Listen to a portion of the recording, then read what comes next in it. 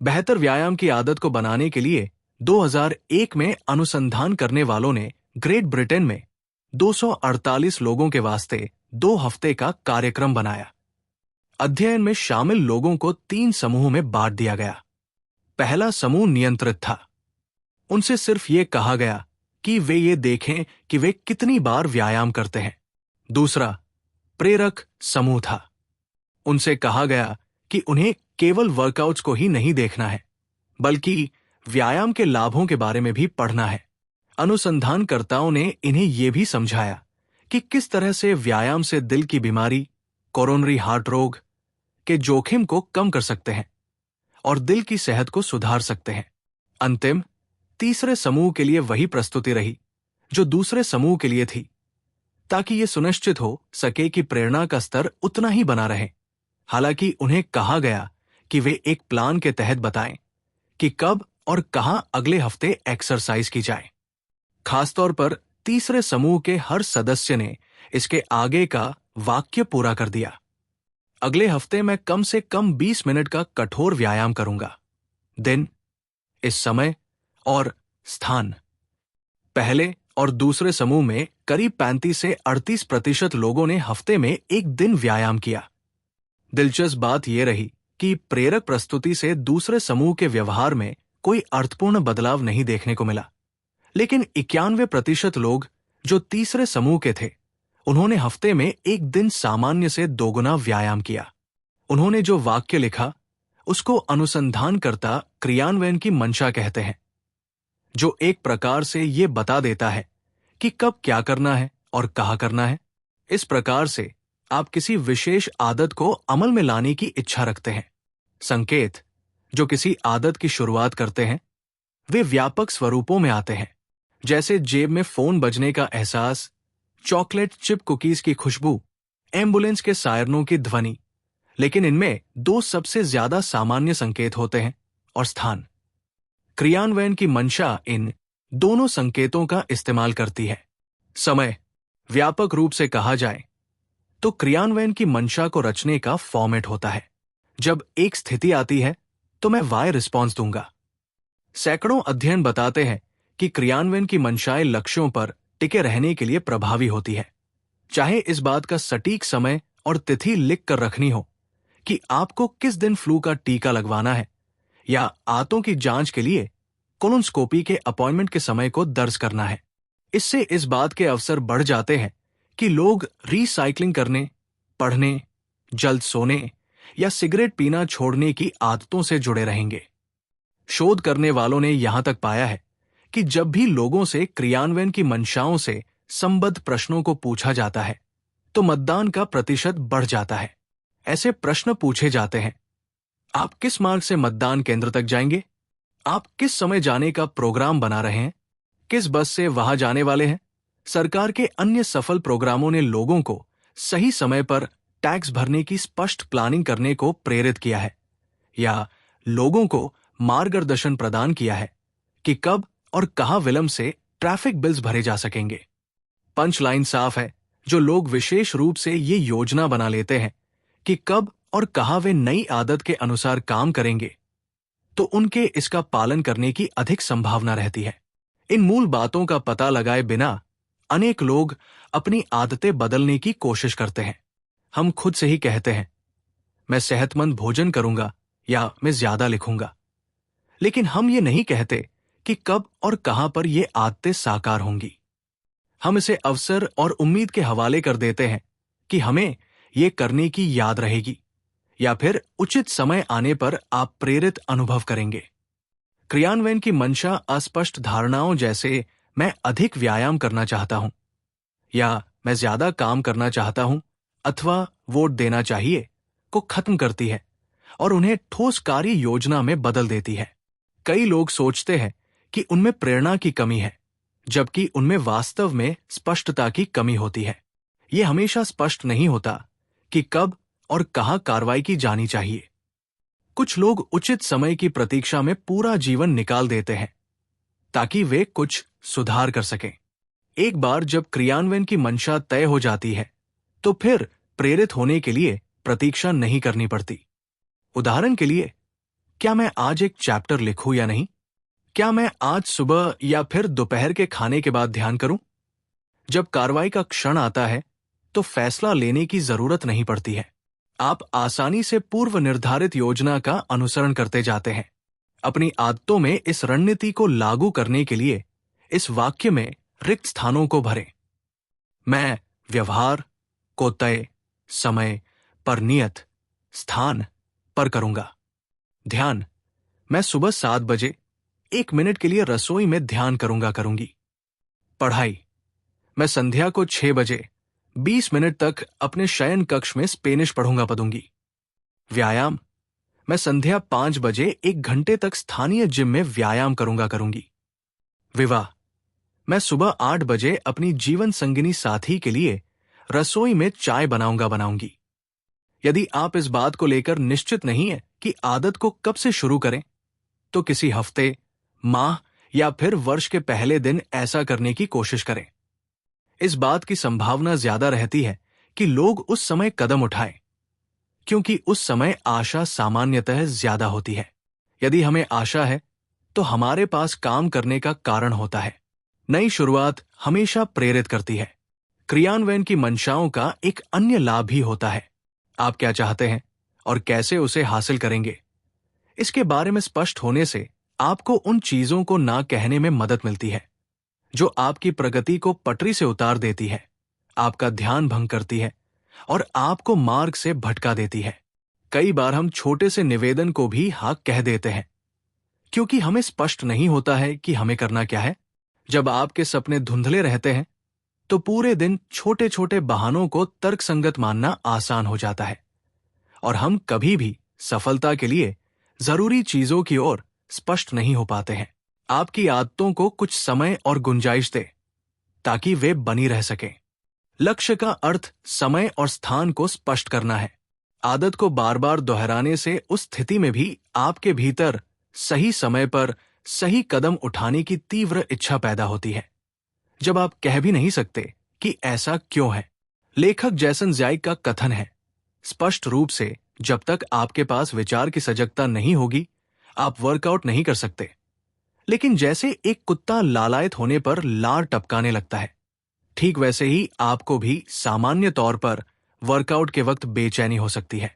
अपने जीवन एवं काम में क्रियान्वयन की मंशा को प्रयोग में लाने के कई तरीके हैं। स्टैनफोर्ड में प्रोफेसर रहे बीजे फॉग से मैंने एक तरीका सीखा जिसे मैं आदतों को क्रमबद्ध करना कहता हूं, और ये मेरा पसंदीदा उपाय है। आदतों को क्रमबद्ध करना, अपनी आदतों को पूरी तरह से बदलने का आसान उपाय। फ्रांसीसी दार्शनिक डेनी दिद्रो पूरे जीवन गरीबी में रहे, लेकिन 1765 में एक दिन सब बदल चुका था। दिद्रो की बेटी की शादी होने जा रही थी और वो उस शादी का खर्च भी वहन नहीं कर सकते थे। धन की कमी के बाद भी दिद्रो को उस समय के विश्वकोश एनसाइक्लोपीडी के लेखक और सह संस्थापक के रूप में उनकी भूमिका के लिए जाना जाता था। जब रूस की महारानी कैथरीन द ग्रेट ने दिद्रो की वित्तीय परेशानियों के बारे में जाना तो उन्हें दुख हुआ। वो पुस्तक प्रेमी थी और उनको विश्वकोश बेहद पसंद आया। उन्होंने दिद्रो की निजी लाइब्रेरी को 1000 पाउंड में खरीदने की पेशकश की, जो आज के हिसाब से 150,000 डॉलर से भी ज्यादा है। अचानक दिद्रो के पास बहुत धन एकत्र हो गया। उन्होंने न केवल बेटी की शादी में खर्च किया, बल्कि खुद के लिए भी एक लाल पोशाक खरीदी। दिद्रो का परिधान बहुत सुंदर था, इतना सुंदर था कि उनके आसपास की अन्य चीजें उस परिधान की तुलना में कमतर लग रही थी। उन्होंने लिखा कि उनके वस्त्र और उनके पास जो अन्य चीजें थी, उनमें कोई तालमेल नहीं था, न ही सुंदरता थी। दिद्रो में जल्द तीव्र इच्छा पैदा हुई कि उनके पास जो चीजें हैं, उन्हें भी अपग्रेड किया जाए। उन्होंने अपने कालीन को दमिश्क से लाए गए कालीन से बदल दिया। उन्होंने महंगी मूर्तियों से अपने घर को सजाया।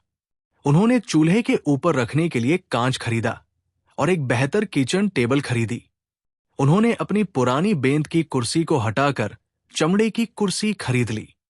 जिस तरह से डोमिनोज एक के बाद एक गिरते हैं, उसी तरह से उन्होंने एक के बाद एक चीजें खरीदी।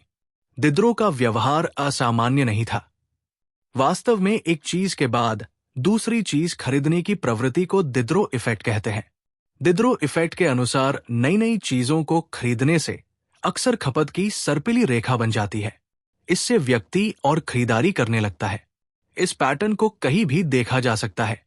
आप वस्त्र खरीदते हैं तो नए जूते लेते हैं और उसी को मैच करती हुई ईयर रिंग्स भी ले लेते हैं। आप सोफा लेते हैं तो आप लिविंग रूम की पूरी सजावट पर सवाल उठाने लगते हैं। आप अपने बच्चे के लिए खिलौना लेते हैं और उसकी एक्सेसरीज को भी खरीदने लग जाते हैं। ये खरीद की श्रृंखला है। अनेक मानव व्यवहार इसी चक्र का अनुसरण करते हैं। जो आपने हाल ही पूरा किया है उसी के आधार पर आप अक्सर तय करते हैं कि आगे क्या करना है। बाथरूम जाने के साथ हाथों को धोना और उन्हें सुखाने का ध्यान आता है, जो आपको याद दिलाता है कि शराब और गंदे टॉवेल को धोना है। तो आप डिटर्जेंट को भी खरीदारी की सूची में डाल लेते हैं और इस तरह से कई चीजें जुटती जाती है। कोई भी व्यवहार एकाकी नहीं रहता है। हर कार्य में अगले व्यवहार का एक संकेत रहता है। ये महत्वपूर्ण क्यों है? जब नई आदतों को बनाने की बात आती है तो आप अपने फायदे के लिए व्यवहार की कड़ियों को जोड़कर देख सकते हैं। नई आदतों को बनाने का सबसे अच्छा उपाय है कि आप एक वर्तमान आदत को पहचान लीजिए जिसे आप प्रतिदिन करते हैं और फिर नए व्यवहार को सबसे ऊपर ले जाएं। इसे ही आदतों को क्रमबद्ध करना कहते हैं। आदतों को क्रमबद्ध करना क्रियान्वयन की मंशा का विशेष स्वरूप है। नई आदत को किसी विशेष समय और स्थान से जोड़ने की बजाय आप नई आदत को वर्तमान आदत से जोड़ देते हैं। ये पद्धति किसी भी आदत के स्पष्ट संकेत के लिए उपयोग में लाई जा सकती है। इस पद्धति का सृजन बीजे फॉग ने अपने टाइनी हैबिट प्रोग्राम के तहत किया था। आदतों को क्रमबद्ध करने का फॉर्मूला। इसके वर्तमान आदत पश्चात मैं नई आदत का पालन करूंगा। उदाहरण के लिए, ध्यान हर सुबह अपने कप में कॉफी डालने के बाद मैं 1 मिनट ध्यान लगाऊंगा। व्यायाम, जैसे ही मैं काम से आने के बाद अपने जूते उतारूंगा, वर्कआउट के कपड़े पहनकर व्यायाम करूंगा। कृतज्ञता, जब रात में मैं भोजन के लिए बैठूंगा तो मैं एक बात कहूंगा कि आज का दिन जैसा निकला उसके लिए मैं आभार व्यक्त करता हूं। विवाह, जब मैं रात में बिस्तर पर जाऊंगा तब अपनी जीवन संगिनी को चुंबन दूंगा। सुरक्षा, जब मैं दौड़ने के जूते पहनूंगा तो मैं अपने मित्र या परिवार के सदस्यों को मैसेज भेजूंगा कि मैं दौड़ लगाने जा रहा हूं और उसमें कितनी देर लगेगी। अपने इच्छित व्यवहार को हर दिन किए जाने वाले कार्य के साथ जोड़ना ही इसकी कुंजी है। एक बार जब आप इसके बुनियादी ढांचे में महारत हासिल कर लेते हैं तो आप कई छोटी छोटी आदतों की श्रृंखला को एक साथ क्रमबद्ध कर सकेंगे। इससे आप उस स्वाभाविक गति का फायदा उठा सकेंगे जो एक व्यवहार से आकर दूसरे की ओर बढ़ती है। यह दिद्रो इफेक्ट का सकारात्मक पहलू है। सुबह की आपकी आदतों को क्रमबद्ध करना इस प्रकार लग सकता है। 1. सुबह कप में कॉफी भरने के बाद मैं 60 सेकंड तक ध्यान के लिए बैठूंगा। 2. ध्यान में 60 सेकंड बिताने के बाद मुझे दिन भर में क्या करना है उसके बारे में लिखूंगा। 3. दिन में क्या क्या करना है उसे लिखने के बाद तत्काल मैं पहले काम पर आ जाऊंगा। या आदतों को इस तरह से संध्या में क्रमबद्ध करने की कल्पना करें। 1. डिनर खत्म करने के बाद मैं अपनी प्लेट सीधे डिशवॉशर में रखूंगा। 2. अपनी डिश को उसमें रखने के तत्काल बाद मैं काउंटर साफ कर दूंगा। 3. काउंटर साफ करने के बाद मैं सुबह के लिए कॉफी का कप तैयार करके रख दूंगा। अपने रोजमर्रा के कामों में आप नए व्यवहार को भी शामिल कर सकते हैं। उदाहरण के लिए आपका सुबह का रूटीन कुछ ऐसा है: उठना, बिस्तर ठीक करना, नहाना। मान लीजिए आप हर रात ज्यादा पढ़ने की आदत को विकसित करना चाहते हैं। इसके लिए आपको आदतों के क्रम को बढ़ाना होगा, जो इस तरह का हो सकता है: उठना, बिस्तर ठीक करना, अपने तकिए के नीचे एक पुस्तक रख देना और नहाने जाना। जब आप रात को विस्तरण पर पहुंचेंगे तो लुत्फ लेने के लिए पुस्तक आपकी प्रतीक्षा में होगी। कुल मिलाकर आदतों को क्रमबद्ध करना आपको कुछ सरल नियम बनाने की गुंजाइश भी देता है, जिनसे आप भविष्य के व्यवहार के प्रति तैयार हो सकें। इसका मतलब यह है कि अगला कार्य कौन सा होगा। इसकी कार्य योजना पहले से आपके पास होगी। जब आप इस तरीके के साथ सहज हो जाते हैं तो आप सामान्य आदतों को क्रमबद्ध करते हैं जो उपयुक्त परिस्थिति में आपका मार्गदर्शन करती है। व्यायाम जब मैं सीढ़ियां देखूंगा तो मैं एलिवेटर की बजाय उसी का प्रयोग करूंगा। सामाजिक कौशल जब मैं किसी पार्टी में जाऊंगा तो मैं उनसे मिलूंगा जिन्हें मैं नहीं जानता। वित्त जब मैं $100 में कुछ खरीदना चाहूंगा तो उसे खरीदने से पहले मैं 24 घंटे प्रतीक्षा करूंगा। सेहतमंद खानाएं जब भी मैं खाना खाऊंगा तो सबसे पहले मैं प्लेट में सब्जियां रखूंगा। न्यूनतम आवश्यकताएं जब मैं नई वस्तु लूंगा तो एक को हटा दूंगा, यानी कम करूंगा। एक लाओ, एक बाहर करो। मूड जब फोन की रिंगटोन सुनाई देगी तो मैं लंबी गहरी सांस लूंगा और उत्तर देने से पहले मुस्कुरा दूंगा। विस्मृतीय जब भी मैं किसी सार्वजनिक स्थान से जाऊंगा तो अपनी टेबल और कुर्सी ध्यान से देखूंगा कि कुछ भूल तो नहीं रहा हूं। इससे अंतर नहीं पड़ता है कि इस रणनीति को कैसे उपयोग में लेना है। सफल आदत क्रम बनाने का रहस्य सही संकेत को चुनने में है। व्यवहार के लिए समय और स्थान का विशेष उल्लेख करने वाली क्रियान्वयन की मंशा से अलग आदतों के क्रम में समय और स्थान निहित रहते हैं। कब और कहां आप उस आदत का उपयोग अपने प्रतिदिन के रूटीन में करना चाहेंगे, इससे बड़ा फर्क पड़ेगा। यदि आप अपने सुबह के रूटीन में ध्यान शामिल करने की कोशिश में हैं, लेकिन सुबह बहुत अस्त व्यस्त रहती है और बच्चे कमरों में दौड़ रहे होते हैं, तो ऐसे में ये स्थान और समय गलत होगा। इस पर विचार करें कि आप ध्यान में कब सफल होंगे। खुद को ये न बताएं कि आपको ये आदत बनानी है, जबकि आप किसी अन्य आदत के साथ जुड़ सकते हैं। आपके संकेत में उतनी ही आवृत्ति होनी चाहिए जितनी आपकी इच्छित आदत में है। यदि आप हर दिन की कोई आदत बनाना चाहते हैं, लेकिन आप उसे उस आदत के ऊपर के क्रम में रखते हैं जो आप हर सोमवार को ही करते हैं, ऐसे में यह सही चयन नहीं माना जाएगा। आदत क्रम को सही तरह से बनाने का एक उपाय वर्तमान आदतों को ऊपर नीचे करके उसकी सूची को ठीक करना है। अपना हैबिट स्कोर कार्ड अंतिम चैप्टर से शुरू करके उपयोग में ला सकते हैं। विकल्प के तौर पर आप 2 कॉलम में भी सूची बना सकते हैं। पहले कॉलम में उन आदतों को लिखें जो आप हर दिन करते ही हैं। 12 उदाहरण के लिए बिस्तर से बाहर निकलना, नहाना, दांत साफ करना, कपड़े पहनना, 1 कप कॉफी तैयार करना, नाश्ता करना, बच्चों को स्कूल ले जाना, दिन का काम शुरू करना, लंच करना, दिन का काम समाप्त करना, काम से आकर कपड़े बदलना, रात के भोजन के लिए बैठना, लाइट्स ऑफ करना, सो जाना। आपकी सूची बहुत लंबी हो सकती है, लेकिन आपको एक आइडिया मिलता है। आपके साथ जो हर दिन घटित होता है, दूसरे कॉलम में वह लिखें।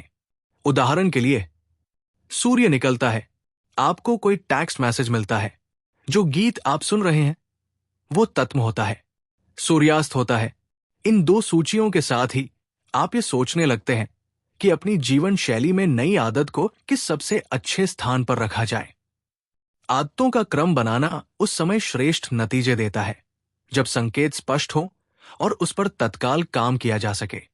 कई लोग ऐसे संकेत चुनते हैं जो धुंधले रहते हैं।